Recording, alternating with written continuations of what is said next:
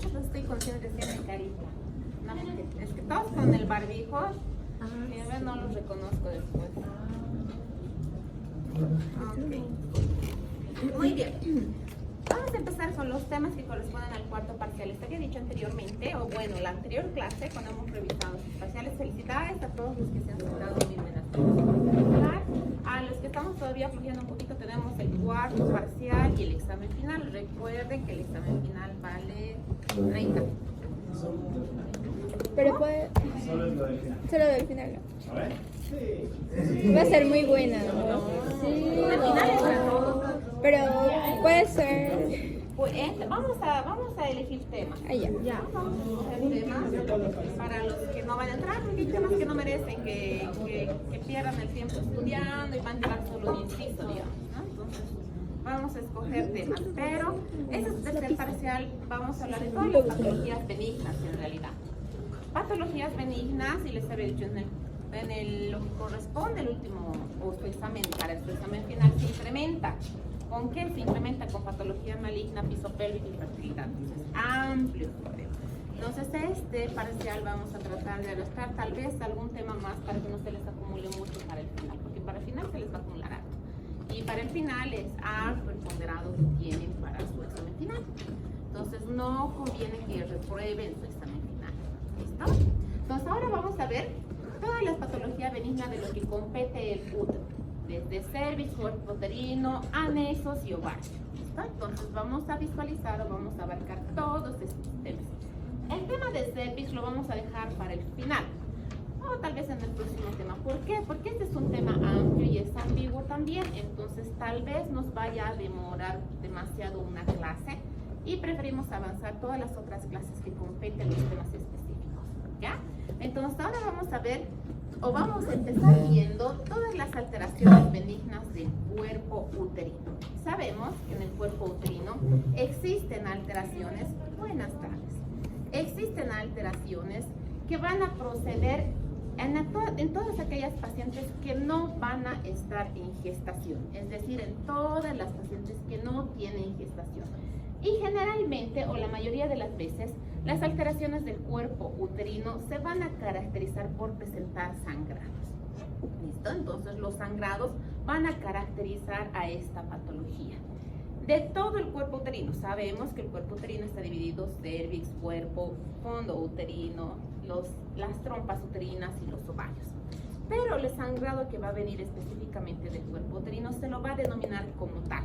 Esta patología va a comprender el sangrado uterino anormal, que corresponde o precede a todo el sangrado proveniente del cuerpo uterino que va a estar anormal o que va a producir una anormalidad en cuanto al volumen, duración, regularidad, principalmente en todas aquellas mujeres en etapa reproductiva no gestante. ¿Qué significa? Que no se va a encontrar en gestación. ¿Y qué es lo que tengo que hacer? Si viene una paciente en etapa reproductiva y me acude con sangrado, ¿qué es lo que primero tengo que solicitar? Descartar. Exacto. Tengo que descartar que la causa de su sangrado no sea producto de un aborto, no sea producto de una gestación. Tal como en la menorrea solicito la fracción beta, primeramente, en pacientes que vienen con sangrado, lo mismo. Si la paciente está viniendo con sangrado, así me jure que no ha tenido relaciones o que se está cuidando con algún método anticonceptivo, de igual forma tengo que descartar que el origen de ese sangrado no sea causa de gestación. Una vez que he descartado que el origen del sangrado no es causa de una gestación, lo voy a denominar como sangrado uterino anormal. Igual que las hemorragias, ¿se acuerdan? Hemorragias de la primera mitad del embarazo. Es el título gráfico. Las hemorragias de la primera mitad del embarazo comprenden ¿qué? Amenaza de aborto, aborto incompleto, aborto retenido, aborto inminente, aborto inevitable. Entonces lo propio, el sangrado uterino anormal va a comprender todo este conjunto de patologías que comprenden el sangrado propiamente del cuerpo uterino. Y este sangrado uterino anormal, que es lo que actualmente se lo conoce, antes se lo conocía como hemorragia uterina anormal, metrorragia, entonces todos estos nombres ya han ido cambiando y actualmente sangrado uterino anormal. Este sangrado uterino anormal se lo va a clasificar en dos principalmente y algunas veces han clasificado como un tercero, ¿Y cuáles son estos? Un sangrado uterino anormal crónico y un sangrado uterino anormal agudo. El crónico va a corresponder a todo aquel sangrado que presentan las mujeres por más de 6 meses continuos.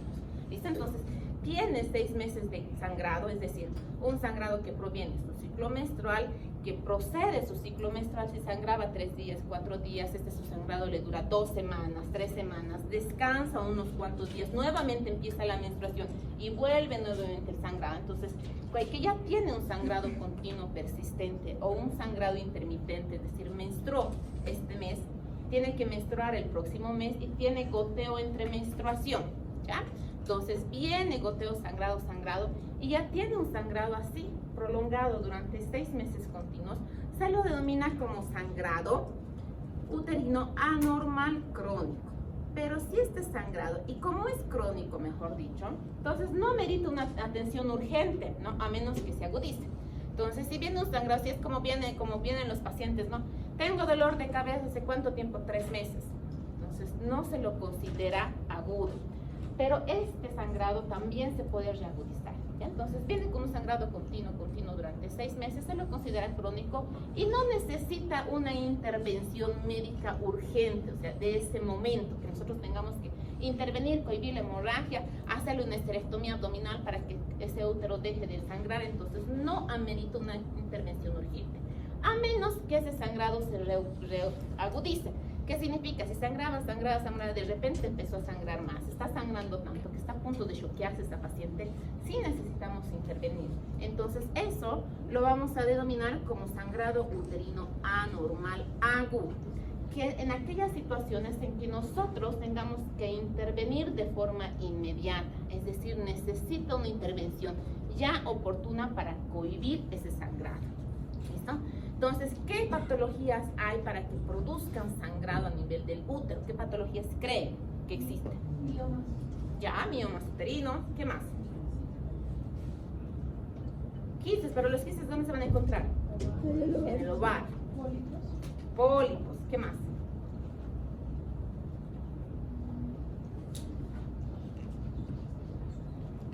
Si bien las pacientes empiezan a sangrar y lo primero que pensamos es mioma, sí, está bien, porque es la patología más común, la miomatosis uterina. Pero no solo existen estas patologías, ya no solo hay el mioma, no solo hay pólipo. Y sangrado uterino intermitente o intermenstrual se ha clasificado que está dentro de la categoría del crónico. ¿Por qué? Porque entra en esta clasificación. Si bien el sangrado uterino normal crónico son aquellas pacientes que sangran y tienen periodos entre menstruación, es decir, goteo postmenstruación, sangrado entre menstruación, gotitas postmenstruales, entonces es un sangrado intermenstrual, o sea, entre la menstruación intermitente. Pero cuando ya se prolonga más de estos 6 meses, ya lo vamos a denominar como sangrado uterino normal crónico. ¿Está? Entonces, esto me dejó entender, ¿no? 6 meses continuos crónico, agudo, que es intermitente, necesitamos intervenir de forma inmediata. Intermenstrual, que significa que tiene el periodo, pasa el periodo, tiene goteo, postmenstruación, no ha llegado a los 6 meses, pero todavía tiene esta menstruación, sangrado entre menstruación.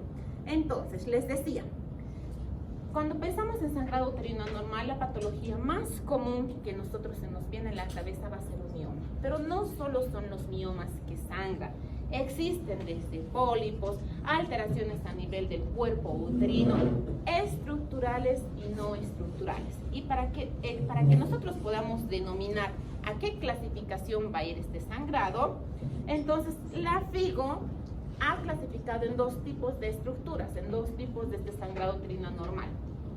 ¿Cuáles van a ser? De causa estructural y de causa no estructural. Las de causa estructural se los ha denominado con la sigla PAL, para que no se olvide. ¿Qué ha pasado? ¿Por qué le están botando a su compañero de todo lado? ¿Por qué no le dejan sentarse? Ahí hay asientos también. Si no han llegado sus compañeros y ya hemos empezado la clase, no me sigan guardando, puede que lleguen media clase o ni lleguen, ¿ya? Entonces, se ha denominado la clasificación PAL y COL. ¿Qué significa PAL? Todos aquellos sangrados provenientes del cuerpo uterino de causa estructural, ¿ya? ¿Qué significa PAL? Allá que están riendo, no sé, de rojo. ¿Qué significa? No, esa es la sigla. Sangrado proveniente del cuerpo uterino de causa estructural. Que hay una estructura que está produciendo que el cuerpo uterino sangre. Y este PAL viene tal como la sigla, que significa pólipos, adenomiosis, leiomiomas, malignidad de causa hiperplásica o de otra causa. Eso significa PAL, de causas estructurales. Que hay una estructura que está causando que este útero sangre. Y la denominación de Cohen, que son todas aquellas patologías de causa no estructural, que el útero también puede sangrar, pero de causa que no sea producida por una estructura. Entonces, esta denominación de PAL y Cohen lo ha puesto en la FIGO porque había distintas clasificaciones. Entonces, para que todo tenga un consenso, lo han puesto en ese tipo de clasificación. Y Cohen, ¿qué significa? Sangrado por causas de coagulopatías, sangrado por causa de disfunción ovulatoria, que significa que hay una alteración en la ovulación, pero ¿quién va a sangrar? ¿El ovario o el útero? El útero. Trastornos endometriales a nivel del endometrio, que esto también va a estar relacionado con disfunciones ovulatorias, y iatrogénicas, perforaciones del útero, legrados persistentes, y por último las no clasificadas en ninguna parte. ¿Qué significa? Que si ha hecho estudios a la paciente, no tiene mioma, no tiene pólipo, no tiene adenomiosis, no tiene causa endometrial, no tiene una disfunción ovulatoria, no la hemos podido clasificar en ninguna de este tipo de categoría estructural y no estructural, y la clasificamos como no clasificada. ¿Por qué? Porque si no es de ninguna de estas estructuras, lo máximo que podemos pensar que sea un cáncer de cuello uterino o un cáncer de cuerpo uterino, mejor dicho. Y si descartamos que es un cáncer de cuerpo uterino, entonces le estamos clasificando que no, esta paciente no tiene ningún tipo de clasificación y va a entrar dentro de esta denominación. Y esta es según la causa. Las estructurales como causa orgánica y las no estructurales como causa no orgánica, también dentro de la clasificación según la causa. Repito, miomas, pólipos, adenomiosis de causas de endometrio, y las no estructurales, coagulopatías, trastornos ovulatorios, endometriales y iatrogénicos, y las no clasificadas en ninguna otra anterior. ¿Listo? Entonces vamos a empezar a ver de forma rápida según la clasificación de PAL y COL, y vamos a entrar directamente después a lo que corresponde al tema propio de miomatosis uterina. PAL, empezando con causas estructurales, es decir, causas orgánicas. Vamos a hablar ahora de los pólipos endometriales. ¿Se acuerdan? Hemos visto un poquito de pólipos. ¿En qué estudio nos va a hacer que nosotros podamos identificar un pólipo? Exacto, la histeroscopía. ¿Por qué? Porque en la ecografía puede que no lo identifiquemos, no lo vamos a identificar, pero la histeroscopía lo vamos a visualizar y tratar. ¿Y qué serán los pólipos endometriales? Los pólipos endometriales son proliferaciones focales a nivel del endometrio, que van a estar constituidas principalmente por una cantidad variable de glándulas y estroma. Y también asociadas a esta glándula y estroma va a estar asociada a ¿qué? Vasos sanguíneos. Como va a estar asociado a vasos sanguíneos, por eso sangra el pólipo, ¿ya? Es como una lengüetita. Causa específica no la tiene múltiples causas que van a estar asociadas, no tiene un origen específico como tal, pero sabemos que va a ser una proliferación, o sea, un crecimiento de ¿qué? De cantidades variables de glándula, estroma y vasos sanguíneos. Estas alteraciones de este crecimiento del pólipo también va a estar asociado, o se postula que va a estar asociado, a alteraciones estrogénicas y de progesterona. ¿Por qué? ¿Qué hace que crezca el endometrio? El estrógeno. Y con la progesterona se elimina. Entonces, esta alteración de estrógeno y progesterona puede ser también el origen del crecimiento de estos pólipos a nivel del endometrio. Tiene una prevalencia en mujeres entre un 10 y un 15%, pero estos pólipos que estamos viendo acá, esto que ven acá es un mioma. Y esto que están viendo aquí, que es prácticamente como habíamos visto en el video, un pólipo, que es el crecimiento, que es como una óvula. ¿Han visto la óvula de la garganta? Lo mismo es el pólipo, lo van a ver y es igual. Entonces, ese crecimiento de estroma, glándulas y vasos sanguíneos hace que en el periodo menstrual se incremente el sangrado y por tanto las pacientes sangre menstruen. Tiene una relación también con algo de infertilidad. ¿Por qué? Porque cuando se va a estar produciendo la ovulación y la fecundación, puede que se llegue a plantar a cercanías del pólipo, porque estos pólipos comúnmente se insertan a nivel del fondo uterino y por lo tanto la implantación no sea adecuada y la paciente no pueda gestar, impida o interfiera con el ascenso de los espermatozoides, por lo tanto las pacientes no puedan gestar. ¿Y qué es lo que debemos realizar? Histeroscopía. Con la histeroscopía voy a poder diagnosticar y tratar, voy a visualizar y lo voy a poder extraer. En caso de que no podamos extraer o no tengamos la posibilidad de hacer una histeroscopía, ¿qué le puedo hacer si es un pólipo?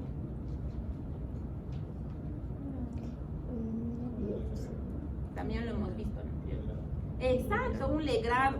Voy a hacer un legrado, voy a agarrar una legrita y voy a limpiar la pared anterior, pared lateral, pared posterior. Por lo tanto, al limpiar mi pólipo también se puede degenerar. ¿Listo? Adenomiosis, PAL. Empezamos con pólipo a adenomiosis. ¿Qué será la adenomiosis? ¿Alguien ha escuchado hablar de adenomiosis alguna vez? ¿En algún momento? ¿No? Entonces, es tejido del endometrio, pero este tejido del endometrio no va a crecer específicamente en el endometrio, sino va a crecer estas glándulas de estroma endometrial, van a crecer en el miometrio, es decir, en el cuerpo uterino, en la pared, en el músculo del útero, o sea, en el miometrio. ¿Listo? Es tejido endometrial que migra o que empieza a crecer estas glándulas en el músculo uterino. Y tal como en el periodo menstrual el tejido endometrial menstrua, la adenomiosis también va a tener sus focos de menstruación. Si está menstruando a nivel del músculo, ¿qué le producirá a la paciente? Dolor, sangrado. El sangrado va a aumentar, el dolor va a persistir. Pacientes se ha asociado también a algunos casos de infertilidad, la adenomiosis de causa no específica. Pero ¿será que lo vamos a poder diagnosticar con ecografía, con la histeroscopía? ¿Histeroscopía será que lo vamos a poder ver? No. Con la ecografía tal vez veamos algunos datos con vascularidad alrededor, pero se les suele confundir con los miomas. Generalmente esta adenomiosis, el diagnóstico se lo realiza por histopatología. Causa dolor, aumento de tamaño uterino persistente, metrorragia, se le hace una histerectomía a la paciente y después de realizar la histerectomía, ¿qué tenemos que hacer? Mandar al patólogo. Y el patólogo nos identifica después de hacer el estudio que la causa de esto era una adenomiosis. ¿Listo? Entonces no es común que hagamos el diagnóstico de forma externa, sino es por un estudio histopatológico. Y tampoco la frecuencia de presentación es baja también, es alrededor muy bajo, de un 5 a 7%. Generalmente lo vamos a diagnosticar esto a través de las piezas de la histerectomía, a través del estudio histopatológico, y no es común que lo diagnostiquemos de forma normal a través de un estudio de complementario. La ecografía no lo vamos a ver, ¿ya? No lo vamos a poder visualizar a través del estudio ecográfico. Repito, generalmente se confunden estos foquitos. Si no está en menstruación, no va a menstruar, es como el endometrio, es el tejido del endometrio en el miometrio, ¿ya? Si está en periodo menstrual, si está en el periodo de la menstruación, va a empezar a sangrar. Si empieza a sangrar, va a tener vascularidad. ¿Y qué va a pasar con el miometrio? Se va a incrementar. Entonces, en esas épocas que se incrementa, va a haber vascularidad alrededor. Y el mioma uterino tiene abundante vascularidad alrededor. Por lo tanto, se lo suele confundir estas adenomiosis como mioma uterino, por la vascularidad que presentan alrededor, pero solo en esta época, porque si yo le hago a la paciente en la etapa que no va a estar menstruando, no vamos a encontrar el mioma que habíamos visto en la etapa aparente de la menstruación. Es por eso que estas adenomiosis se los diagnostica o se los visualiza específicamente después de haber realizado la histerectomía con un estudio histopatológico. Se ha visto en algunos casos que por ecografía o por resonancia magnética en etapas menstruales se los va a poder visualizar como esta vascularización incremental, pero no es específico, o sea, no es el diagnóstico específico que lo vamos a poder realizar. Y estas son las adenomiosis. Este es un útero normal, aquí está el endometrio, la pared uterina que es el músculo, y aquí están los focos de adenomiosis, es decir, tejido endometrial que crece en el músculo uterino. ¿Listo? ¿Se acuerdan? ¿Saben qué es la endometriosis? Cuando el endometrio migra no solo en otras capas del endometrio, sino en Exacto. El endometrio va a migrar. Hay una teoría que dice que el endometrio también tiene una menstruación retrógrada, sale por las trompitas y se anida ¿dónde? Pueden inundarse en el ovario, pueden inundarse en el recto, en la vejiga, en el intestino, pueden migrar hasta el pulmón. Entonces es el tejido del endometrio que crece fuera del endometrio. Pero la adenomiosis no va a migrar a través de la trompa, esta va a crecer a nivel del músculo uterino. ¿Listo? Leiomiomas o leiomiomatosis, que también causa el sangrado uterino normal de causa estructural. Los leiomiomas, o también denominadas miomatosis uterina, son tumores benignos en realidad. Tienen su periodo de degeneración, que vamos a ver que se degeneran en distintas formas. Esto lo vamos a ver en el tema apartado, que ahora mismo vamos a entrar más profundamente. Pero prácticamente los miomas, han visto con una pelotita, cuando a la pelota le dan golpes, se le salen chinchones. Yo siempre les comparo esto a mis estudiantes y a los pacientes. Cuando a una pelota le dan golpes, le salen unos chinchones, ¿verdad? Así unos pequeños. Igual es en el mioma.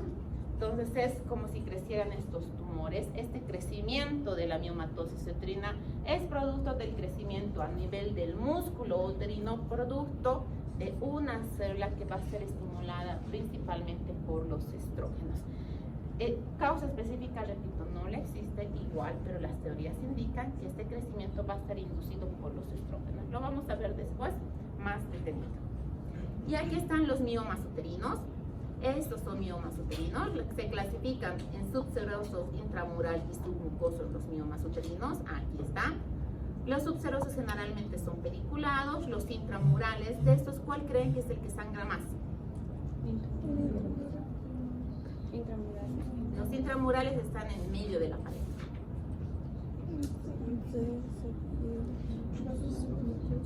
Exacto, los submucosos son los que más sangran, ¿ya? Entonces la miomatosis uterina que tiene un mioma submucoso se caracteriza por presentar sangrados abundantes, continuos, persistentes, que no ceden. Los miomas intramurales también sangran, pero el sangrado no es tan abundante como en comparación con el submucoso. ¿Y el subseroso será que sangran?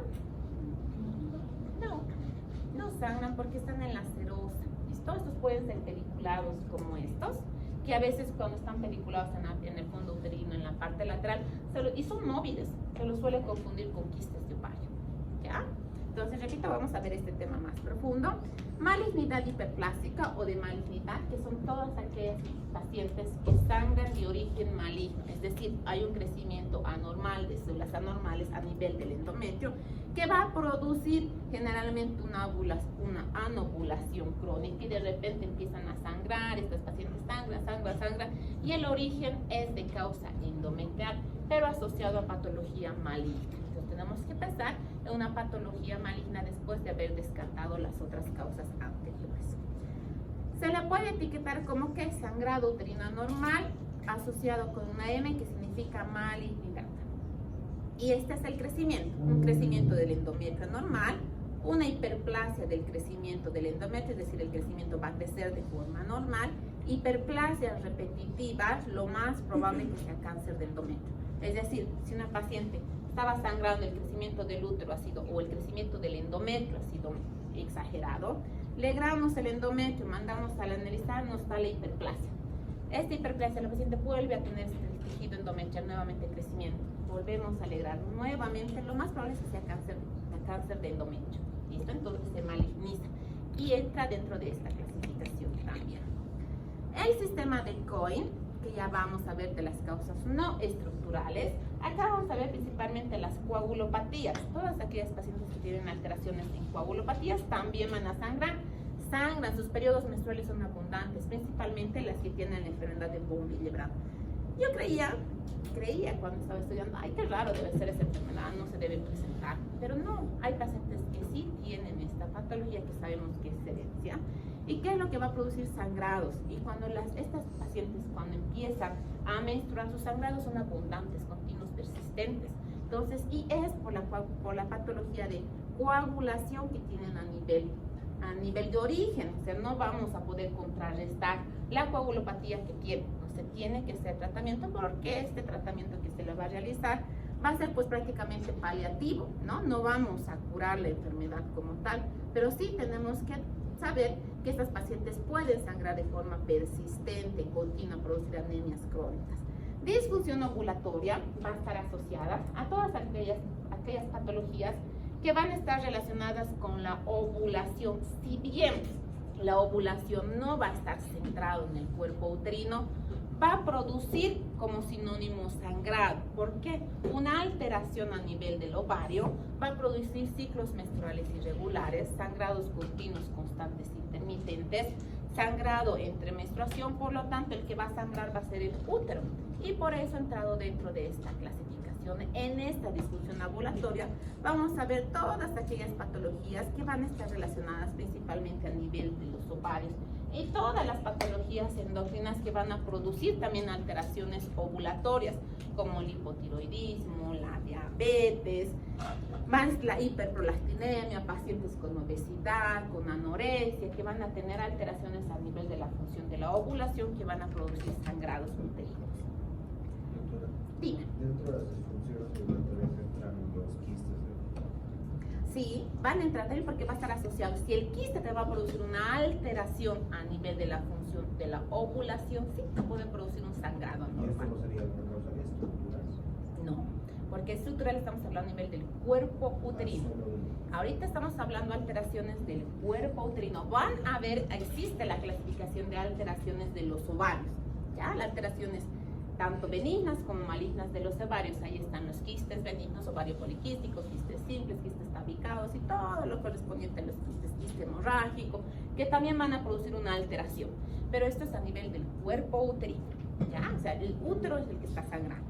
De causas endometriales, el crecimiento proliferativo a nivel del endometrio, que va a hacer que el útero sangre también. Entonces existe un crecimiento a nivel del endometrio que va a hacer que estas pacientes sangren. También vamos a ver este tema. Posteriormente lo vamos a ver de las causas endometriales como tal. Finalmente, dentro de, ya estamos entrando a la parte específica del tema, las de causa iatrogénica, que son producidas por perforaciones uterinas, raspados persistentes a nivel del cuerpo uterino, que van a hacer, en vez de cohibir la hemorragia, que sangre más la paciente.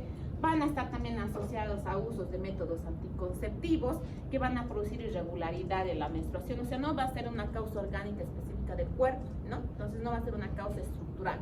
Por lo tanto, entra dentro de esta clasificación no estructural. ¿Por qué? Puede que le hayamos inyectado a la paciente con progesterona. La inyección trimestral, ¿han visto? Cuando se les inyecta la inyección trimestral a las pacientes, los primeros meses sangran continuamente, y después se les corta la menstruación. Entonces, este es un sangrado anormal y androgénico de causa farmacológica, porque estamos induciendo a través de estrógenos, progesteronas, que estas pacientes sangran. Entonces, su sangrado lo vamos a corregir ¿con qué? Con también hormonas. Y las no clasificables, que no van a entrar en ninguna de las clasificaciones que habíamos visto anteriormente. Entonces, no vamos a identificar cuál ha sido el origen. Se hizo la histerectomía, no había sido causa de adenomiosis. Entonces, estas pacientes van a entrar en la clasificación de sangrado uterino no clasificable, es decir, que no van a entrar en ninguna de las anteriores ya mencionadas. ¿Listo? Entonces, esta es la parte general para poder identificar el sangrado uterino anormal. De causas PAL y COL, que no se les olvide para el examen. PAL y COL, estructural, no estructural. ¿Listo? Después que me digan, doctora, no había esto en la diapositiva. Muy bien. Ahora sí, vamos a entrar al tema específico dentro del cuerpo uterino, que es la miomatosis, o bien conocida como leiomiomatosis. En realidad tiene varios nombres la miomatosis uterina. Y es una de las patologías que más se presentan en el área ginecológica. Entonces, ¿qué serán las miomatosis uterinas o los leiomiomas? Estos miomas o leiomiomas son neoplasias benignas, son tumores benignos. Estos tumores benignos están compuestas principalmente de músculo liso que nacen a nivel del miometrio. Esto es decir, que van a nacer en el músculo uterino a nivel del miometrio. El miometrio es el que tiene el músculo. A menudo se los van a conocer como miomas uterinos. Generalmente lo conocen, ¿no? La mayoría de las pacientes como miomas, leiomiomas. También se llama fibromas. ¿Por qué se llamará fibromas? Porque estos miomas o este crecimiento del músculo liso a nivel del miometrio va a estar va a estar compuesta o te va a tener una consistencia fibrosa y abundante contenido de colágeno. Esta consistencia fibrosa que va a estar asociado a este contenido de colágeno le va a dar la denominación de fibroma. ¿Listo? Entonces también se lo conocen como fibroma. Entonces, ¿qué es el mioma? Es un crecimiento exagerado del músculo liso que va a estar ubicado a nivel del miometrio, que va a estar compuesto también de contenido de colágeno. ¿Y qué va a hacer que este músculo a nivel del útero crezca? ¿Por qué crece a nivel del útero? ¿Dónde más tenemos músculo liso? El estómago. Entonces, hay varias estructuras del cuerpo que tienen músculo liso. ¿Y por qué el mioma crece solo en el músculo liso del útero? ¿Por qué? ¿Por qué creen que crecerá? Interrogante, la mentira. Ahorita vamos. En realidad, este crecimiento del músculo liso a nivel del cuerpo uterino no hay una teoría, o sea, mejor dicho, hay varias teorías. No se identificó una causa específica como tal. ¿Ya? No hay hasta ahora, no lo han podido identificar por qué este músculo liso va a crecer miomas o va a crecer esta fibrosis solo en el cuerpo uterino si tenemos músculo liso en otras partes del cuerpo, en otras partes del organismo. Este crecimiento de estos tumores benignos se ha asociado principalmente a hormonas. Este crecimiento de esta célula va a estar asociada a hormonas. ¿Y qué hormona principalmente? Los estrógenos. ¿Listo? Los estrógenos, el incremento de los estrógenos o la mayor exposición de los estrógenos va a hacer que crezca este músculo, que se hipertrofie, o sea, que crezca este músculo a nivel del cuerpo uterino. Pero, les repito, no se ha identificado por qué solo crece en el cuerpo uterino y por qué no crecen los otros músculos. Porque sabemos que el estrógeno, ¿dónde va a estar? En pacientes gorditas, ¿dónde se va a albergar? En las caderas. En la grasita, ¿no? Va a albergar estrógeno en la grasita. Y si tiene estrógeno albergando en la grasita, ¿por qué no le crece un mioma a nivel del esfínter, por ejemplo? O a nivel de los intestinos, ¿por qué no le crece un mioma? No hay crecimiento de miomatosis uterina, solo a nivel del útero. Entonces, estos tumores benignos, que son principalmente células musculares a nivel del tejido del músculo uterino, que van a estar compuestas además de tejido conjuntivo, mejor dicho, es lo que le va a dar el sostén y la característica específica de la miomatosis uterina, que van a ser bastante sensibles a efectos estrogénicos para su desarrollo. Por lo tanto, se le ha dado la denominación de mioma, fibroma, fibromioma, fibroide. Entonces tiene varios nombres. Y lo más común, que lo conocemos nosotros en nuestro medio, es miomatosis uterina. En otros medios, en otros países, como leiomiomatosis uterina. Es lo mismo, estamos hablando de lo mismo. ¿Ya? Entonces, en la epidemiología, esta miomatosis uterina puede empezar a crecer desde la etapa de la infancia, desde la pubertad. ¿Por qué? En la etapa de pubertad, ¿se acuerdan qué es lo que estimula que se produzca la menstruación? A nivel de los 12 años había un cuadrito, ¿se acuerdan? Que estaba como cierrito dibujado, que hemos visto en las clases anteriores. Borrón con tu nuevo. ¿Qué va a hacer? La noradrenalina estimula el núcleo 4 a nivel de la etapa de la pubertad entre los 12 años en promedio para que libere el folículo estimulante y luteinizante. Se libera el folículo estimulante y la luteinizante, ¿y qué va a hacer? Va a estimular a nivel de los ovarios que se empiece a liberar ¿qué? Estrógeno. Estrógeno para el crecimiento del endometrio. Si no hay gestación y por estímulo de la progesterona se convierte en menstruación, ¿verdad? Entonces, desde esta etapa de la pubertad ya hay estímulo estrogénico. Si hay estímulo estrogénico y una de las teorías indica que este crecimiento del músculo liso a nivel del cuerpo uterino es estimulado por los estrógenos, por lo tanto, se ha visto que este crecimiento de los miomas puede empezar poco después de haber iniciado la pubertad. ¿Por qué? Porque ya tiene estímulo estrogénico. Entonces, puede crecer desde la etapa de la pubertad, aunque habitualmente se detectan estos miomas ya en la etapa reproductiva, es decir, en aquellas mujeres que ya han tenido más exposición a los estrógenos. ¿Y quiénes tendrán más exposición a los estrógenos? ¿Las pacientes que se embarazan o las pacientes que no se embarazan? Es que Exacto, las que no se embarazan, ¿verdad? ¿Por qué? Porque si se está produciendo la ovulación, este útero todos los meses está esperando gestar, viene el óvulo feliz y de repente gestó. ¿Será que va a haber estímulo estrogénico o progesterona? Progesterona, el estrógeno se va a cortar. ¿Y quién va a empezar a producir en pro de la gestación? La progesterona. Y el estrógeno se va a inhibir. Por lo tanto, una paciente o mujeres que han tenido mayor predisposición a gestaciones, el estrógeno se va a inhibir. Y aquellas pacientes que nunca han tenido exposición a una gestación, no se les va a inhibir el estrógeno, por lo tanto van a estar más expuestas a efecto estrogénico y más probabilidad de desarrollar miomatosis uterina, ¿ya? La mayoría de los miomas causan poco o ningún síntoma cuando empiezan su crecimiento. Entonces están empezando a crecer y no les va a producir ningún síntoma. Hay pacientes que viven felices con sus miomas de 1 centímetro, de 2 centímetros y ni saben que tienen su mioma. ¿Listo? Porque puede que no, los primeros crecimientos no les va a producir ninguna sintomatología. ¿Cuándo producen sintomatología? Cuando estos miomas se encuentran a nivel de la mucosa, es decir, sus mucosos, y empiezan a producir irregularidad menstrual. Cuando estos miomas tienen un crecimiento exagerado, excesivo, ¿qué va a producir? Si tengo un mioma a nivel del miometrio y 1 o 2 centímetros, no siento nada, y de repente empieza a crecer, 10 centímetros, 15 centímetros, ¿será que va a producir dolor? Sí, va a tener un dolor de compresión. ¿Qué más? Si mi útero mide de 7, 6 por 5, así chiquitito, y tengo un mioma de 10, si estamos hablando que se duplica el tamaño. ¿Y dónde está el útero? ¿Qué está delante del útero? La vejiga. Por lo tanto va a haber compresión a la vejiga. ¿Qué está detrás del útero? El resto. Por lo tanto, ¿qué va a afectar? Los pacientes no van a poder defecar, dolor al defecar, se van a constipar. ¿Qué más?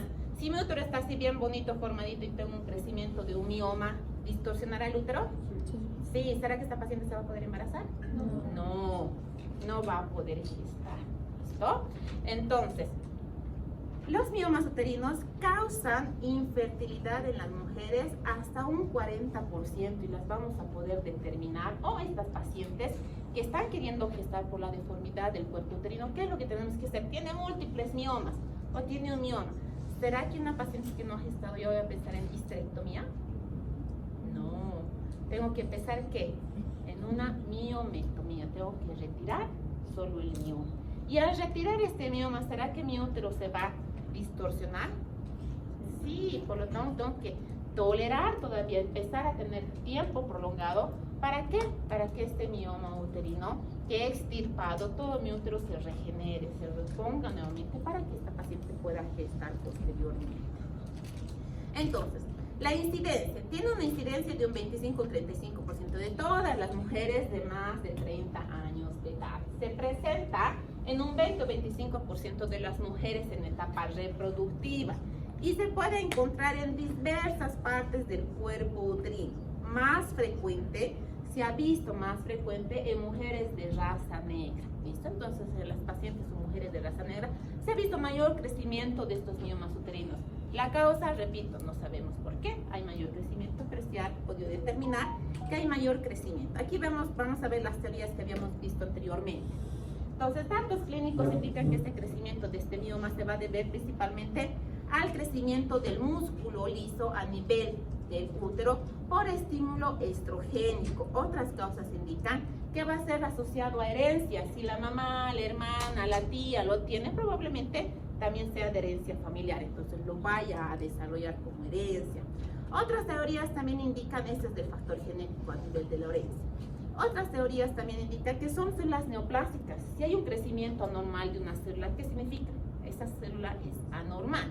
Si esa célula es anormal, todo lo que es crecimiento anormal se lo denomina como neoplasia, es un crecimiento anormal de estas células. Por lo tanto, se lo ha asociado como una neoplasia dentro del músculo liso. Si bien pueden malignizarse, estas una vez que se están degenerando, es muy bajo el porcentaje de malignización de los miomas uterinos. ¿Ya?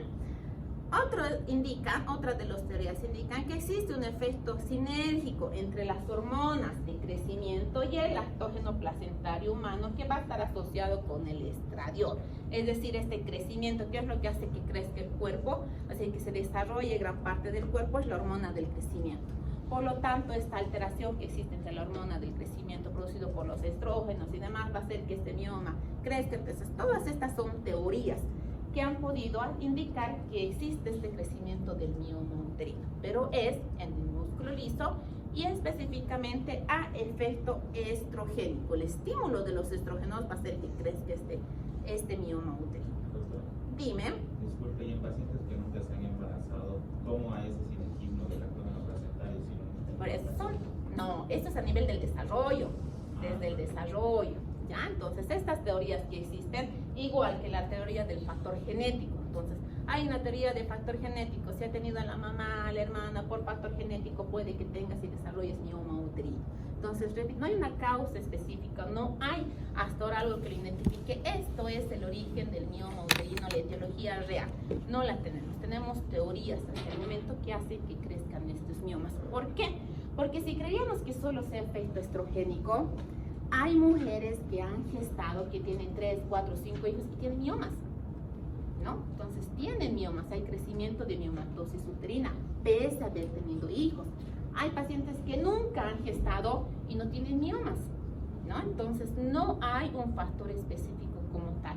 ¿Está relacionado con el efecto estrogénico? Sí está relacionado, porque se ha visto que mayor efecto estrogénico hacen que estos miomas crezcan.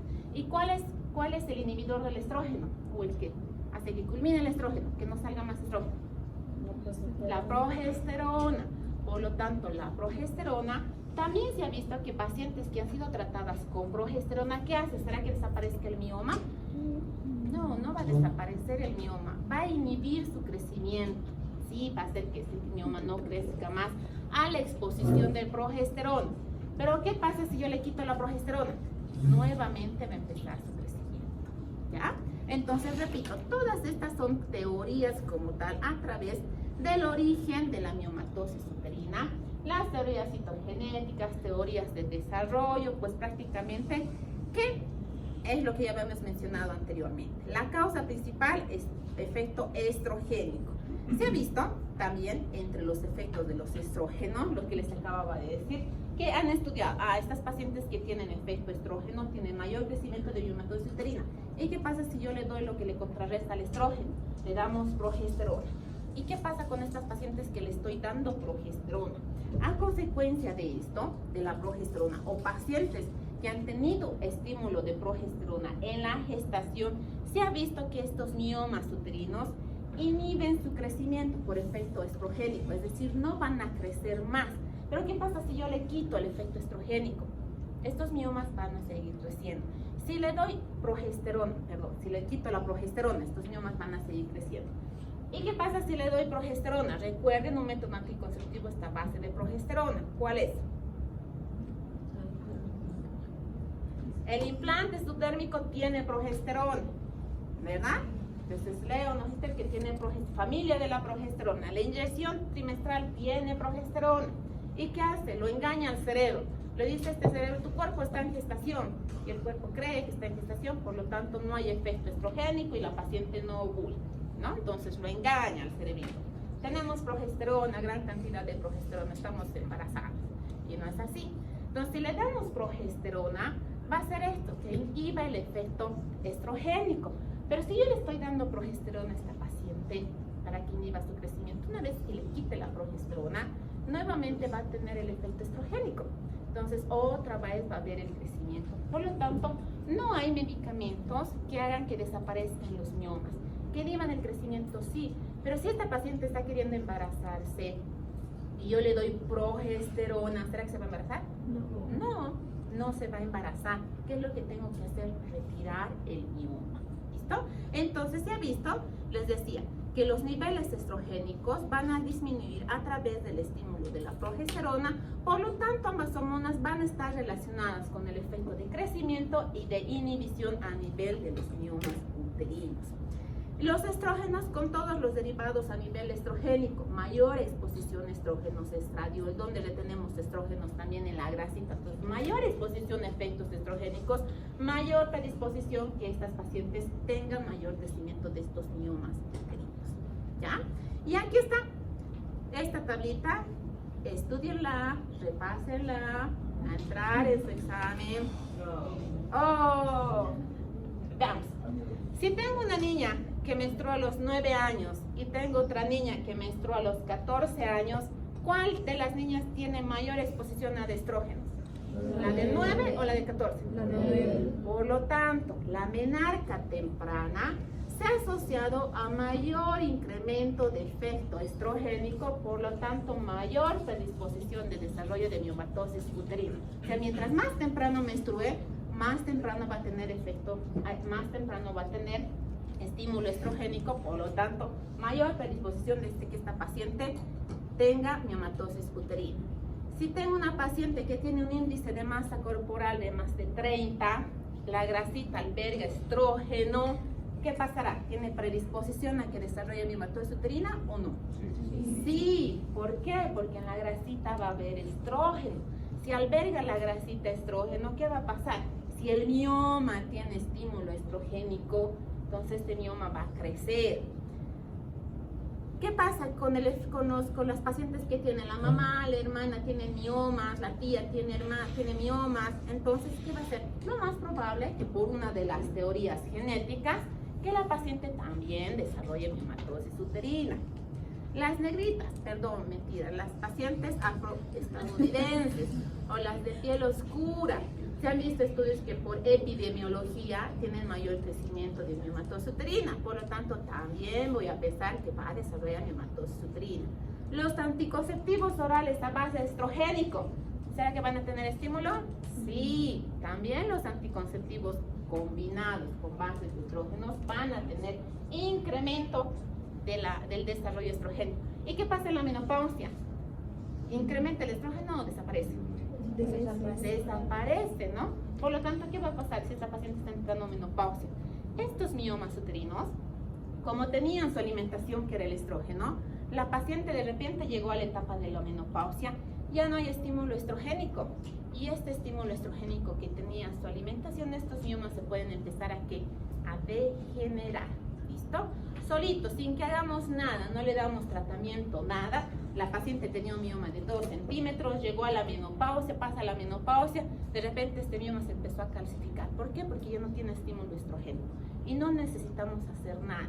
Ya no hay estímulo estrogénico, por lo tanto, ¿qué será? ¿La menopausia o la posmenopausia un efecto favorecedor o de incremento de miomas?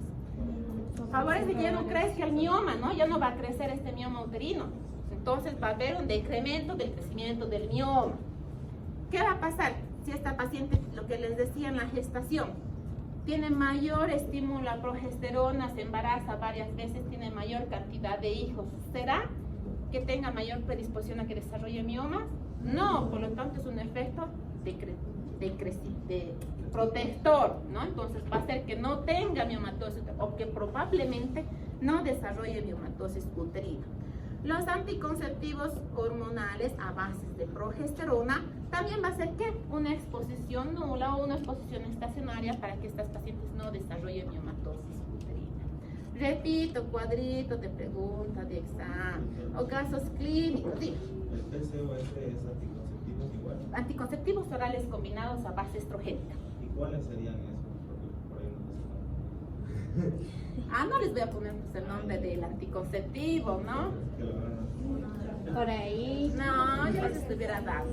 A base estrogénico utilizamos el síndrome de ovario poliquístico. Ya siempre tenemos que utilizar un estrógeno. ¿Por qué? ¿Quién libera el estrógeno? El ovario. Y si tiene síndrome de ovario poliquístico, ¿qué le tenemos que dar para que esta paciente menstrue? Estrógenos y progesterona. Entonces tengo que dar una combinación de estos dos cuando tienen síndrome de ovario poliquístico o quistes de ovario deficitario. ¿Ya? Esos son. Y los otros son anticonceptivos a base de progesterona. ¿Qué tiene progesterona? Del método anticonceptivo. La inyección trimestral, el implante subtérmico, el dispositivo intrauterino a base de progesterona tiene progesterona. ¿Listo? Entonces, lo mismo, la progesterona, el efecto estrogénico, por lo tanto, va a ser un efecto protector, va a hacer que se minimice el crecimiento. O sea, no va a ser que le damos progesterona y de repente va a empezar a disminuir el tamaño del mioma, se va a disminuir el tamaño y va a desaparecer. No. ¿Qué va a hacer la progesterona? Va a evitar su crecimiento. Si este mioma estaba creciendo, va a hacer que evite que crezca más. Lo va a parar el crecimiento, en pocas palabras. ¿Listo? Va a detener este crecimiento. Pero si yo le quito nuevamente, el estímulo se va a incrementar y va a haber nuevamente crecimiento de la progesterona. Y sus bases naturales de la progesterona, que es la hidroxiprogesterona. Clasificación. Los miomas uterinos se clasifican en 3 tipos. Otra pregunta de examen. Qué miedo. Ya. No he dicho porcentaje. ¿Qué puede ser? ¿Quién es el que se desarrolla más? ¿Cuál es el mioma uterino que mayor presentación tiene? Los miomas intramurales. ¿Listo? El mioma intramural es el que tiene mayor, entonces un 60-70% de las pacientes tienen miomas intramurales. El de más baja presentación, los miomas subserosos, entre un 10 y un 15%. Y los miomas submucosos son los que más sangran. No se olviden el submucoso. Preguntan, ¿sabe el mioma que más sangra? Ah, mioma subseroso. Sí. No, el submucoso es el que más sangra. El que sangra también es el intramural. Pero el que no sangra es el subseroso. ¿Listo? Entonces, no, porque este va a estar fuera de la pared. Y aquí está su clasificación. La clasificación de los miomas. Subseroso, que puede estar debajo de la serosa o también puede ser pediculado. Los pediculados son móviles, es decir, tiene un pedículo y aquí está mi mioma. Puede crecer, puede que haya crecido tanto que se movió y un día lo vamos a tocar a este lado y de repente tocamos, y se movió al otro lado. ¿Listo? Entonces, ¿por qué? Porque tiene un pedículo y es móvil el mioma. Pediculado subseroso. Hay los crecimientos de los miomas muy poco frecuentes del intraligamentario, que hay migración del mioma que se ha podido encontrar bajísimo, no entra dentro de las clasificaciones como tal de los miomas extras, sino entra dentro de la clasificación del mioma subseroso. Está el intramural, que está en medio de la pared, en medio del muro, ¿ya? Entonces el intramural. Y por último, el submucoso, que el submucoso también puede estar revestido de la mucosa o también puede tener pedículo. Si tiene pedículo el submucoso, igual puede sangrar. ¿Alguna vez han escuchado hablar del mioma pálido? ¿Qué? ¿No han escuchado hablar de un mioma pálido? No. Pero mentira. Entonces, ¿qué pasa? Son miomas pediculados que tienen su crecimiento, empiezan a crecer. No por ser dentro de la mucosa, este mioma va a tener 1 centímetro, 2 centímetros. No, igual que el mioma intramural, igual que el mioma subseroso, pueden crecer hasta 10 centímetros grande. Y si crecen 10 centímetros, ¿qué va a pasar con nivel del cervix? Va a empezar a dilatar, va a empezar a querer salir a nivel del cervix. Les hago la comparación que les hice al otro grupo. Es como tratar de pasar una sandía a través del orificio de un alfiler. ¿Ya? Entonces sienten ese dolor las pacientes. ¿Por qué? Si aquí tenemos un mioma grande, pediculado, que tiene su pedículo y por el peso está presionando hacia la parte inferior, este va a empezar a querer salir a nivel del cervix. Por eso se lo denomina como mioma pálido, porque está saliendo a nivel del cervix. ¿Listo? Puede que sea un mioma que está aquí, empieza a crecer pediculado y sale a nivel del cervix. Y se los ve, el mioma ahí, como una cabecita que está saliendo a nivel del cervix. ¿Qué es lo que tenemos que hacer? Extraer. Si está pediculado, torcemos, cortamos y ya. ¿Listo? Entonces se extraen los miomas y están saliendo a través del orificio cervical. ¿Y será que este mioma que está pariendo sangrará o no? Sí, va a sangrar. ¿Por qué? Porque es submucoso, porque tiene un pedículo, porque está saliendo. Va a hacer que sangre y va a sangrar de forma abundante las pacientes. ¿Y eso será qué? ¿Un sangrado uterino normal crónico o agudo? Agudo, necesitamos intervenir. Está sangrando tanto esta paciente que tengo que intervenir de forma inmediata. Por lo tanto, es un sangrado uterino anormal de causa miomatosis uterina. ¿Listo? Hay también la clasificación histeroscópica de los miomas uterinos a través de la miomatosis uterina, que lo estamos viendo con el estudio estudio histeroscópico. Y estos se van a clasificar en tipo 0, 1, 2 y 0, 1 y 2, mejor dicho, en 3 tipos. El 0, cuando está por completo dentro de la cavidad uterina, es decir, está completito dentro de la cavidad uterina, estamos viendo este mioma. El 2, si menos de la mitad se encuentra a nivel del miometrio. Entonces tengo el miomita y está así elevadito, entonces está la mitad. Mejor dicho, el 1, 0, 1 y 2. Y el 2, cuando está más de la mitad, está rodeado por el miometrio. Es decir, vamos a ver el porcentaje. Pero esto, repito, es una clasificación histeroscópica. ¿Por qué? Porque si yo tengo un mioma pequeño en la pared uterina, ¿qué hace la histeroscopía? Viene por el orificio cervical, es una camarita que visualiza. Si tengo un pólipo, lo puedo extraer. Pero si tengo un mioma pediculado pequeño, también lo voy a poder extraer a través de la histeroscopía. Si tengo un mioma que va a estar insertado en la pared de la clasificación 0, 1 o 2, también lo voy a poder extraer siempre y cuando estos miomas sean pequeños. Hasta la actualidad, hasta menos de 2 centímetros todavía se puede extraer. Pero ¿qué pasa?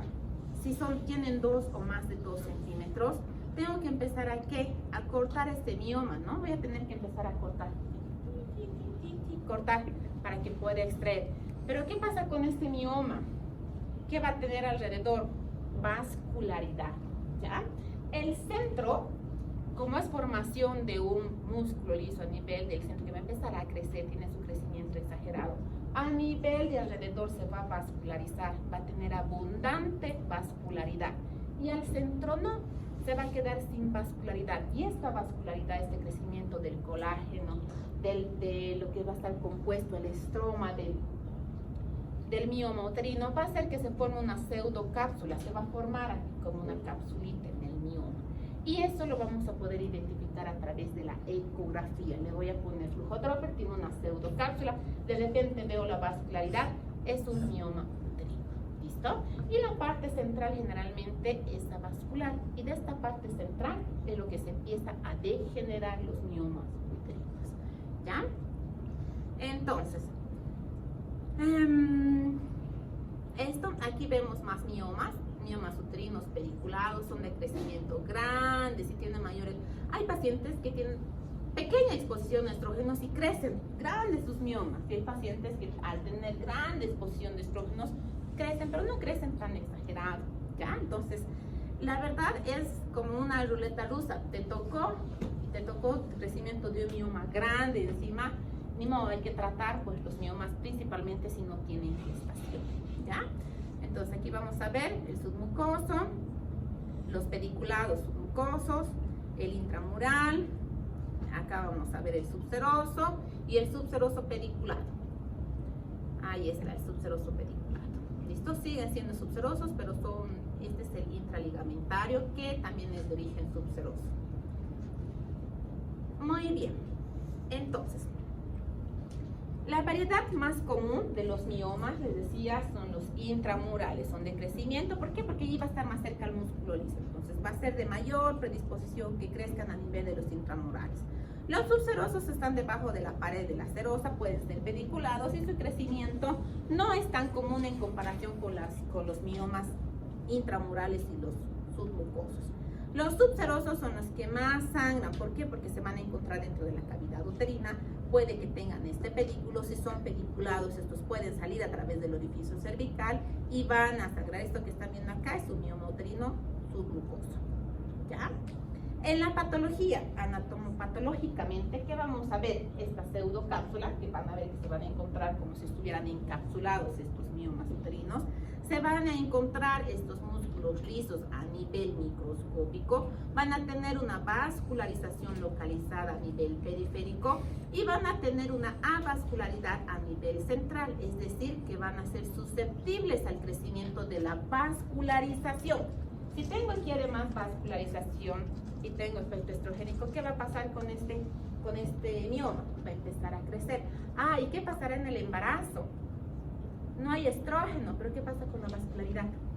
¿Aumenta o disminuye? Aumenta. Por lo tanto, también en el embarazo se produce crecimiento de estos miomas, pero no por efecto estrogénico, sino por efecto de vascularización. ¿Listo?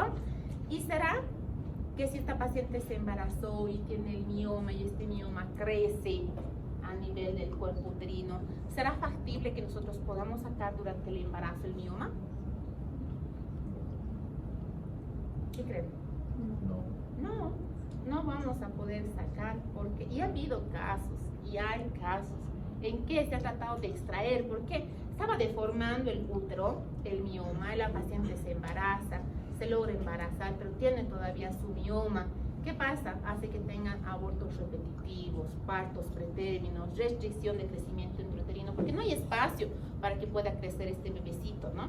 Entonces se ha tratado de extraer el mioma en gestación, se ha extraído el mioma en gestación y después el bebé se obtuvo, ¿ya? Entonces no está recomendado que durante la gestación se extraigan los miomas, que se haga la operación del mioma. Nuevamente, microscópicamente está compuesta por fibras musculares lisas que están dispuestas entrelazadas, estas van a crecer y ves lo que va a formar. El crecimiento del músculo liso no se va a transformar, ¿no? No el músculo liso se va a transformar en estriado, no, sino va a haber un crecimiento de este músculo liso por efecto estrogénico principalmente. Como tiene la vascularidad periférica y la zona central es avascular, estos miomas, si ya no van a tener efecto estrogénico, pueden empezar a tener cambios degenerativos. ¿Y en qué etapa empezarán los cambios degenerativos? En la etapa de la menopausia y la perimenopausia, alrededor de los 40 años en promedio. Ya van a empezar a tener menor disposición o menor estímulo estrogénico, por lo tanto estos miomas se van a empezar a degenerar, ¿ya? Estas alteraciones se producen en un 30% de los casos y es más frecuente en los 40 años de edad, estos cambios degenerativos. Hay cambios degenerativos benignos y malignos, muy poco los malignos. 1. Edema es un cambio degenerativo. Esto va a ser el resultado de una obstrucción venosa al tacto del tumor, por lo tanto se va a encontrar reblandecido. Es decir, no va a tener efecto estrogénico, la vascularidad va a disminuir, por lo tanto estos músculos que se va a encontrar, este crecimiento que se va a encontrar a nivel del mioma, se va a empezar a edematizar, va a tener una degeneración edematosa, ya no va a tener esta consistencia fibrosa, dura del mioma, sino va a tener una consistencia blandita, ¿ya? Y en las ecografías los vamos a poder determinar como un crecimiento que algunas veces los confunden con quistes, porque si este tema que va a retener líquido se va a ir transformando.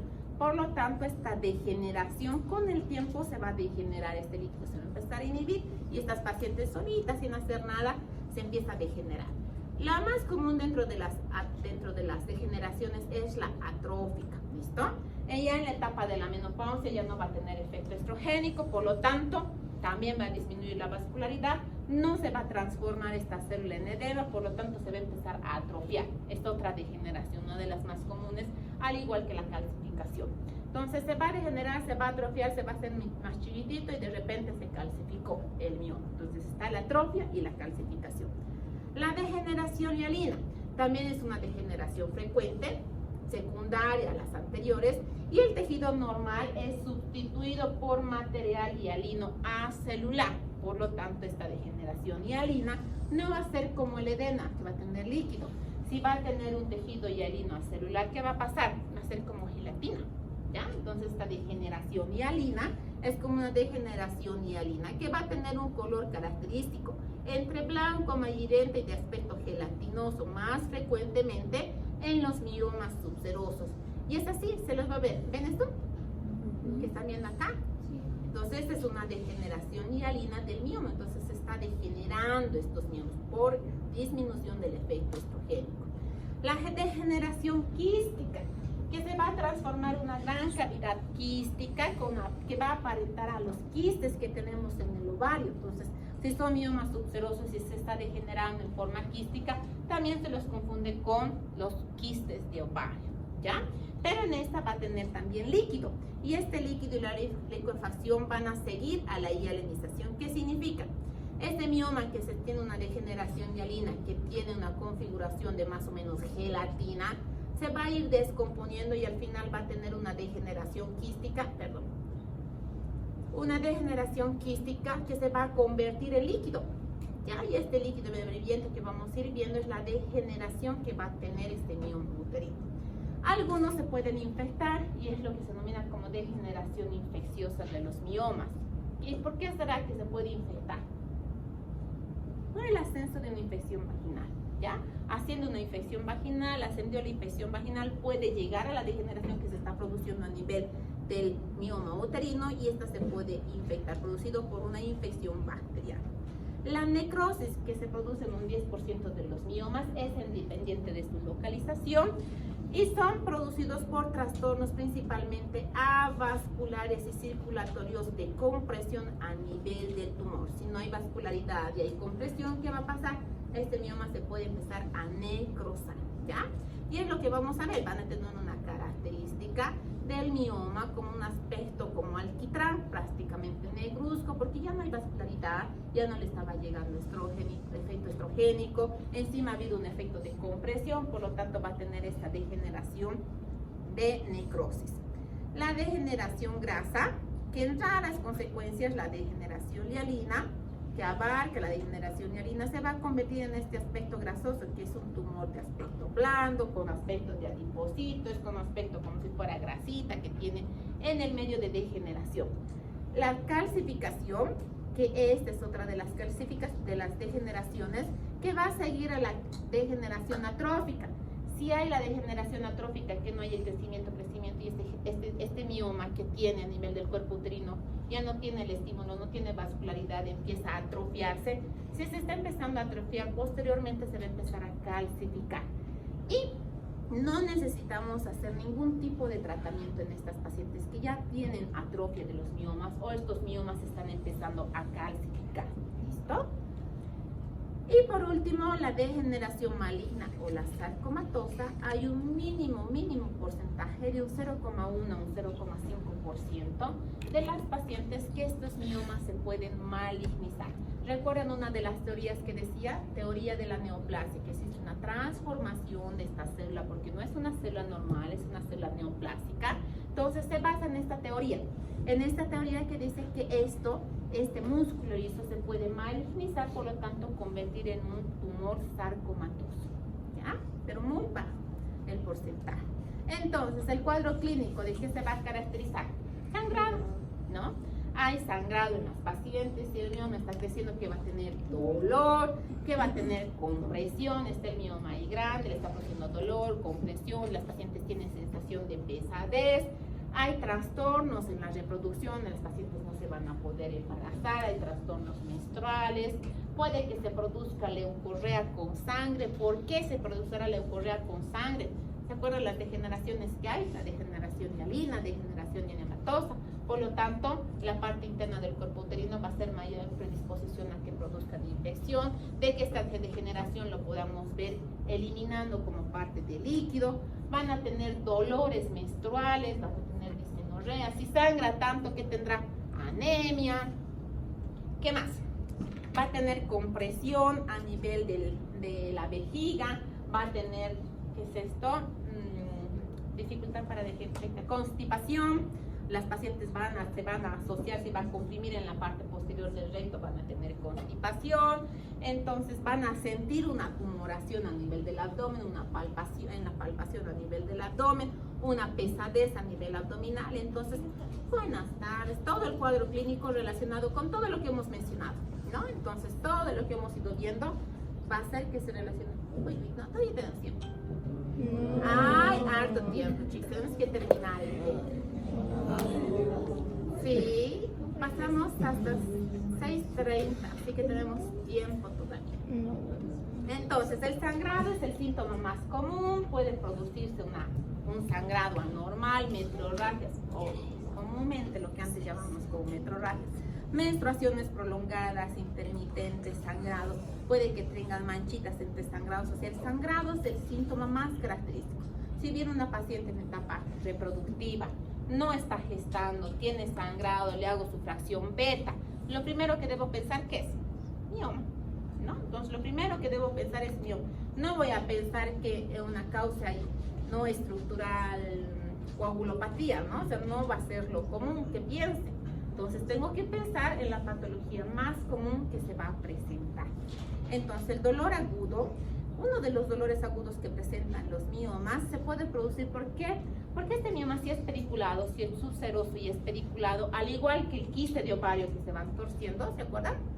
Igual el mioma que está pediculado se puede torcer.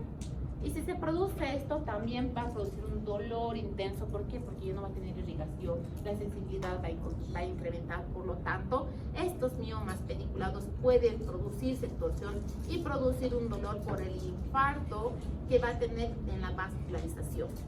El dolor tipo calambre que nos dicen las pacientes es el dolor espasmódico que se va a producir por efecto del mioma. Si tienen un mioma a nivel del cuerpo uterino y encima está en menstruación y se acuerdan de la menstruación, ¿qué pasa con el cuerpo uterino? Empieza a tener una contracción. ¿Y qué pasará con ese mioma? ¿Será que se va a contraer o no? Sí. No, ¿quién ha dicho no? Pues si está en tu cuerpo uterino, se está comprimiendo tu mioma, se está comprimiendo el útero. ¿Este mioma va a estar ahí feliz? No, entonces va a haber compresión, va a haber dolor, va a haber, por eso si las pacientes sienten, tengo una pesadez, es como si tuviera calambres en mi vientre, siento que algo me pesa, nunca he escuchado decir eso, siento que algo me pesa, ¿no? Entonces es por efecto del mioma, del crecimiento del mioma. ¿Qué más? Hay compresión de la vejiga, si está comprimiendo la vejiga, ¿qué pasará con esta paciente? Va a tener polaquiuria, retención urinaria, tenesmo. Por lo tanto, si se está comprimiendo la vejiga, no está eliminando orina, ¿qué va a hacer? Predisposición a que se infecte la orina. ¿Qué va a pasar en el recto si comprime el recto? Dolor al defecar, constipación, estreñimiento. ¿Qué pasará si este mioma está aquí libre y está comprimiendo el uréter? ¿Será que va a salir la orina? No, no va a poder salir la orina. ¿Y qué va a pasar mi uréter con la orina que está llegando a nivel del uréter? ¿Qué va a hacer? Va a tener un flujo retrógrado. ¿A dónde? Al riñón. ¿Y qué va a pasar con ese riñón que se está llenando de orina? Hidronefrosis. ¿Listo? Entonces pueden tener hidronefrosis también. ¿Por qué? Por compresión a nivel del uréter por el mioma. Les decía, los trastornos reproductivos. Trastornos reproductivos, ¿por qué? Por compresión del mioma, por distorsión del cuerpo uterino, por albergarse a nivel del tejido submucoso, el mioma uterino. Las pacientes van a sangrar, por lo tanto, no van a poder tener una ovulación normal, no se van a poder embarazar. Si se embarazan, si lograron embarazarse, ¿qué va a pasar con este útero que estaba distorsionado? Frecuente predisposición a abortos repetitivos, partos pretérminos, restricción de crecimiento intrauterino, mala implantación del embrión. Si está implantado bajo, ¿qué va a pasar? Puede que tenga que aborto si se implantó bajo, ¿no? Entonces, las alteraciones toda la etapa reproductiva por el crecimiento, los trastornos reproductivos por los miomas. Hemos dicho, abortos, partos pretérminos, principalmente por los miomas submucosos e intramurales. Entonces, ¿qué es lo que tenemos que hacer? Una historia clínica en nuestro diagnóstico, una historia clínica bien detallada, bien minuciosa. Yo siempre les pido que aprendan a hacer las historias clínicas. La historia clínica, bien detallada, bien interrogada, te da más del 50% de tu diagnóstico presuntivo, solo con la historia clínica. Llegas a más de un 80% con tu examen físico. Tus diagnósticos presuntivos, tus diagnósticos definitivos, ¿con qué lo vas a hacer? Con tus estudios de complementación. Puedes ya tener un diagnóstico definitivo con todo tu examen físico, con toda tu anamnesis, con la historia clínica bien detallada. Entonces, no es lo mismo preguntar, señora, ¿te duele dónde? Aquí en mi estómago, vaya, dolor de estómago, y ahí se quedó. Nos tenemos que preguntar de dónde viene el dolor, el sangrado, la cantidad del sangrado, el origen del sangrado. Señora, me sangra más en su menstruación, posterior a su menstruación. Señora, tiene hijitos, ha tenido hijitos, nunca ha tenido hijos. ¿Con qué se cuida? ¿No? Entonces, sí, sangra, pero y de repente no le preguntaron que utilizaba anticonceptivos orales o combinados, ¿no? Porque pacientes que ni quistes tienen y van a la farmacia, véndame un anticonceptivo y le dan estrógeno, progesterona, ¿no? Entonces tienen que saber también hacer un buen interrogatorio. Si sangra tanto, aquí sí me servirá que le tome una biometría hemática. Sí, porque tengo que buscar anemia, ¿no? Entonces, si esta señora está sangrando tanto, ¿qué es lo que tengo que buscar? Si tiene anemia o no. Entonces, tengo que pedir una biometría hemática. La ecografía transvaginal es uno de los métodos de diagnóstico más fidedignos para que nosotros podamos hacer el diagnóstico de miomatosis uterina. Lo vamos a poder identificar con la ecografía transvaginal. Se puede solicitar una ecografía de abdomen, una histeroscopia, una histerosalpingografía. ¿Esto para qué? Si no hemos identificado muy bien los miomas o son pequeños, los vamos a poder identificar con este estudio. Si va a haber compresión a nivel de la vejiga, voy a pedir un holograma excretor. Voy a poder hacer alegrados si son pediculados, si son pequeños, una laparoscopía para poder identificar los miomas subserosos y la histeroscopía también para los miomas pediculados submucosos. ¿Listo? Entonces, es fundamental, repito, fundamental una buena historia clínica para hacer un buen diagnóstico de un mioma uterino. Si viene la paciente sangrando, le hago su prueba de embarazo, es prueba negativa, no ha gestado, o si ha gestado, ha tenido un solo hijito, ya tiene 35 años, ya tiene su primer hijito a los 18, tiene también exposición estrogénica. ¿Qué será que voy a palpar en el examen físico? Tengo que hacerle ¿qué?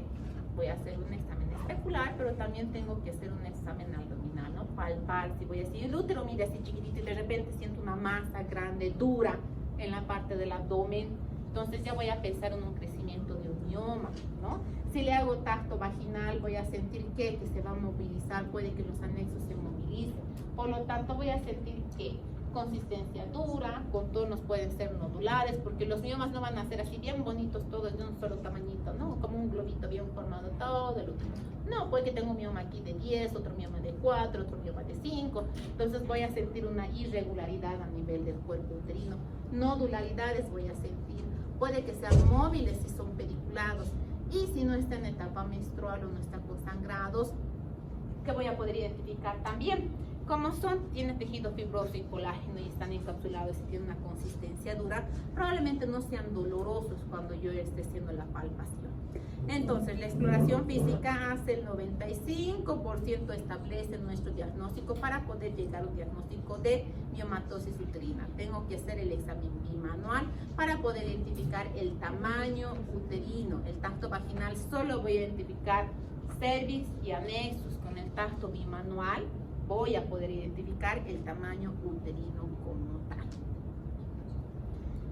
Técnicas de imagen, repetimos, ecografía, que es la ecografía transvaginal, es el método más certero que nosotros vamos a poder realizar para hacer un diagnóstico de miomatosis uterina. La sonografía, histerosalpingografía, histeroscopía nos pueden servir si es que no hemos diagnosticado con la ultrasonografía vaginal. Esto que están viendo acá, ¿ven esto? Todo esto es el mioma que tiene esta pseudocápsula, es como una capsulita que le está rodeando y aquí adentro está todo el crecimiento del mioma. Ya les decía, la ecografía transvaginal es la que, y la abdominal, la ecografía es la que nos va a ayudar a hacer el diagnóstico de los miomas, principalmente si estos son intramurales y subserosos. Vamos a ver este crecimiento. Si son submucosos y son pediculados y son pequeños, tal vez no los podamos identificar, ¿ya? Y ahí sí vamos a tener que utilizar otro método de diagnóstico como la histeroscopía o la histerosalpingografía. Entonces, en la histeroscopía que vamos a ver, este es el mioma. El mioma, recuerden, el pólipo es pediculado, ¿verdad? Tiene una consistencia blanca, no tiene esta pseudocápsula que va a estar bien encapsulado, no tiene esta consistencia fibrosa en realidad. No va a estar bien vascularizado como el mioma va a tener su vascularización. El pólipo es como si estuvieran viendo una cúpula, ¿ya? El mioma tiene esta consistencia más definida en comparación con el pólipo endometrial. Diagnósticos diferenciales, ¿con qué los vamos a hacer? Con neoplasias, embarazos, masas tubáricas, adenomiosis. ¿Se acuerdan? Hemos dicho la adenomiosis tiene esta formación de vascularidad que se los confunde con la miomatosis uterina.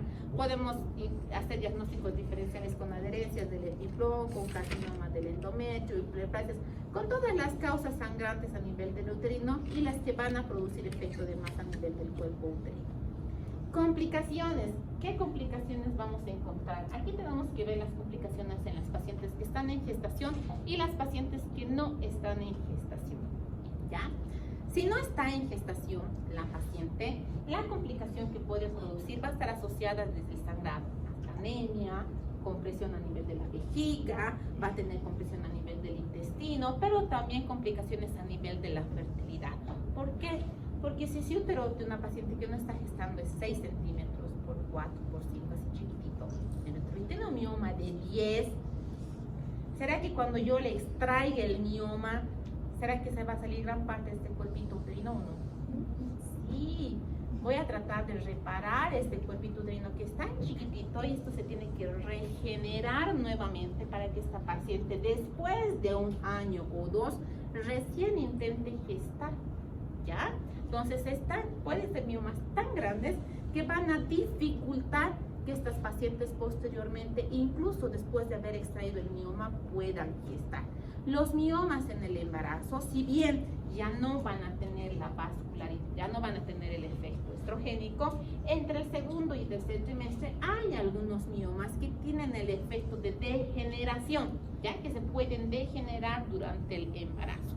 Pero hay otros miomas que por efecto de la vascularización, principalmente las que van a estar cerca a la placenta, recuerden, está la placenta hay mayor vascularidad, ¿no? Porque a través de la placenta se nutre el bebé. Por lo tanto, estos miomas van a crecer también durante el embarazo. ¿Qué es lo que tenemos que hacer durante el embarazo? No le podemos extraer el mioma, no le vamos a poder extraer el mioma. Tienen que estar en reposo permanente. El mioma, ¿será que le voy a poder operar durante el embarazo? Si le estoy haciendo la cesárea, le logro hacer la cesárea a la señora.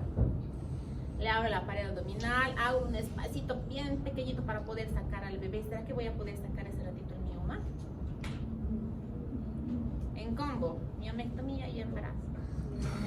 No, ¿por qué? Porque la vascularización está tan aumentada que esta paciente se puede choquear en minutos, ¿ya? Incluso hay la técnica de hacer compresión de las arterias uterinas para abrir y sacar el bebé en menos de 2 minutos.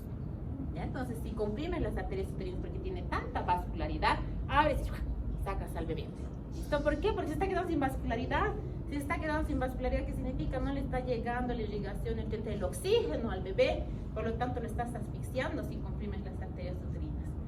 Y es a veces necesario abrir por otro lugar, no hacer la segmentaria, sino hacer corporal alta en la histerotomía para poder extraer al bebecito. ¿Ya? ¿Por qué? Porque tantos miomas, tanta vascularidad encima del bebecito chiquitito, flaquito, porque produce restricción, ¿no? Tratamiento. ¿Cómo vamos a hacer el tratamiento? Ya estamos terminando. Sí. Tratamiento. Expectante médico quirúrgico. ¿Expectante quién? En las pacientes que ya están entrando a la etapa de menopausia, porque estos miomas se pueden degenerar. Si se degeneran solitos sin hacer nada, van a desaparecer. No necesitamos hacer nada. En aquellos miomas pequeños, asintomáticos, que van a estar cerca de la menopausia, repito, entonces lo único que tengo que hacer es mi tratamiento expectante. ¿Quién más? En las pacientes que están embarazadas no voy a hacer nada durante el embarazo, entonces va a ser mi tratamiento expectante. Seguimos en pacientes asintomáticas que hemos encontrado pues prácticamente en algún control su mioma, no tenía ningún síntoma. Si tengo un mioma de 2-3 centímetros no le produce sintomatología, no le voy a hacer nada más que expectante. ¿Cómo voy a hacer el tratamiento expectante? Recuerdan, cada año las pacientes hacen su Papá Nicolau, por lo tanto cada año tengo que pedirle también su ecografía para ver el crecimiento del mioma, ¿ya? Tratamiento médico. ¿En quiénes voy a hacer tratamiento médico? En aquellas pacientes que ya están teniendo sintomatología. Si ya empiezan la sintomatología, ¿con qué voy a empezar? Si tiene dolor, tengo que calmar el dolor. Voy a utilizar ANs para calmar el dolor. Voy a utilizar anticonceptivos orales combinados a base de progesterona en aquellas pacientes que no están deseando gestar o que ya están acercándose a la etapa de la menopausia, que quiero que este mioma que estaba empezando a crecer se empiece a detener. ¿Por qué? Porque ya le ha producido síntomas. Entonces ya es sintomático. Voy a empezar entonces a reducir el tamaño, o mejor dicho, a evitar que este mioma crezca más. ¿Qué voy a utilizar con esto? Derivados de progesterona. Si el efecto es a nivel estrogénico, ¿qué hace que haga? ¿Qué hormona voy a utilizar para que no se libere más estrógeno? Voy a utilizar progesterona. Entonces, ¿a nivel de qué voy a inhibir? A nivel de la hormona liberadora de gonadotropinas, ¿verdad? Voy a hacer un efecto hipoestrogénico, por lo tanto, estos miomas que estaban creciendo van a disminuir su efecto de crecimiento. en cuanto en un 30-60%. Por lo tanto, su sintomatología también va a desaparecer de esta miomatosis uterina de estas pacientes que estaban teniendo, aquí hay algo importante, que estaban teniendo el efecto sintomático de los miomas. Pero si yo le estoy inhibiendo a nivel central, a efecto con un agonista de la hormona liberadora de gonotropina, estoy haciendo que mi paciente no tenga estrógenos. ¿Quiénes no tienen estrógenos? Las menopáusicas. Por lo tanto, médicamente le estoy volviendo menopáusica a mi paciente en una edad temprana. ¿Y qué va a pasar? Va a tener disminución de efecto de masa ósea. Se va a descalcificar. ¿Qué más va a pasar con esta paciente? Puede que tenga fracturas repetitivas en etapa prolongada, ¿no? Entonces, prácticamente le estamos volviendo menopáusicas a las pacientes.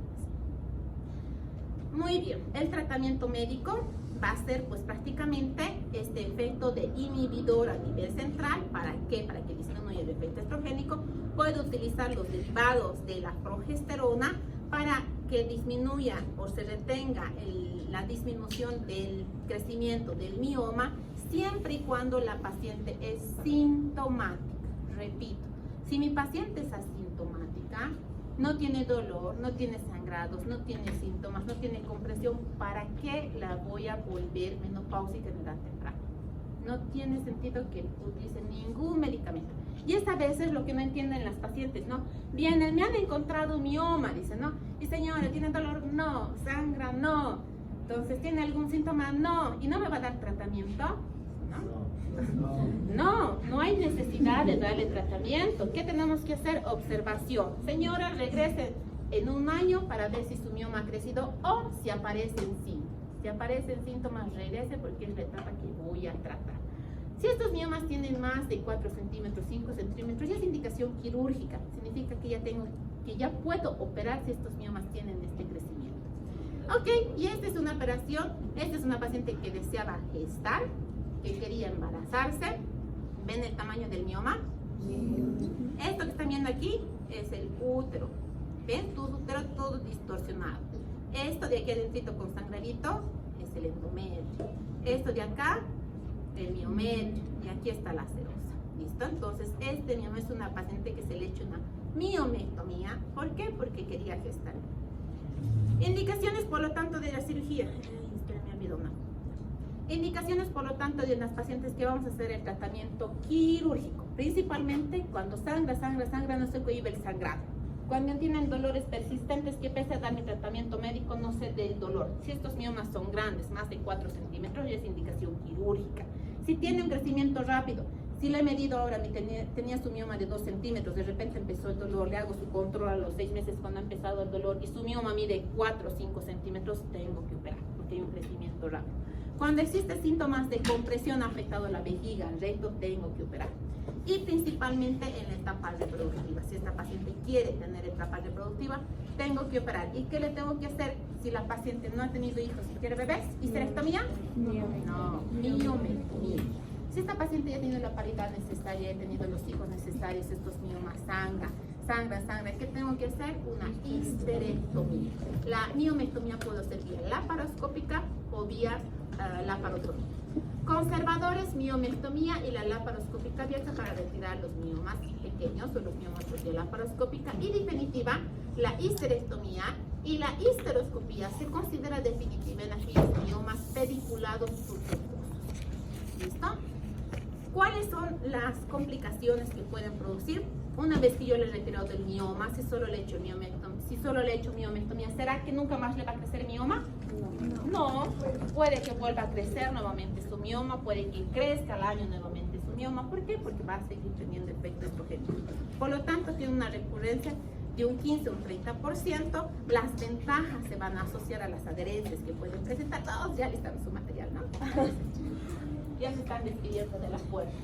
¿Qué es lo que deben saber las pacientes? Si le hemos retirado su mioma, señora, no significa que nunca más le va a crecer el mioma. No, puede volver a crecer. Le he retirado su mioma, señora, no significa que ese ratito se va a embarazar. Puede que una vez extraído el mioma no pueda embarazarse nuevamente. ¿Listo? Puede que los miomas que tengan empiecen a degenerar. Sí, puede que empiecen a degenerar. puede que nuevamente crezcan los miomas y sean de crecimiento más rápido. Entonces es lo que debemos explicar a las pacientes, porque creen que una vez operado el mioma nunca más les va a salir mioma, y eso es falso. ¿Listo? La histerectomía es para retirar pues prácticamente todo el útero que está conteniendo los miomas, y si esta paciente está entrando en etapa de menopausia ya no le va a servir los ovarios, por lo tanto puedo retirar los ovarios. ¿Listo? Indicaciones. Las desventajas: sigue siendo una cirugía mayor, la histerectomía, entonces puede afectar a qué, si es una cirugía mayor. ¿Qué está cerquita del útero? La vejiga. La vejiga, entonces puede haber riesgo de alteraciones a nivel de la vejiga, como fístulas, laceraciones o perforaciones a nivel de la vejiga. Las laparoscopías para miomas pequeños, no voy a poder sacar vía laparoscópica miomas grandes. Incluso ahora está la histerectomía vaginal por miomatosis uterina, si estos miomas son menos de 4 centímetros, ¿ya? No van a poder hacer una histerectomía vaginal con miomas mayores. ¿Por qué? Porque el tamaño, el volumen para sacar vía vaginal sigue siendo pequeño. La histeroscopía para sacar aquellos miomas pediculados a nivel del útero, y aquí está, este era el mioma que estábamos viendo hace rato, ¿ya?